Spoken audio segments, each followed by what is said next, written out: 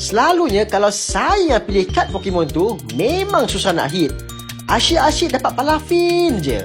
Jadi, untuk hari ni, saya minta akak Zavi tu untuk pilihkan 2 pack daripada Obsidian Flames dengan harapan dapatlah kad manis-manis.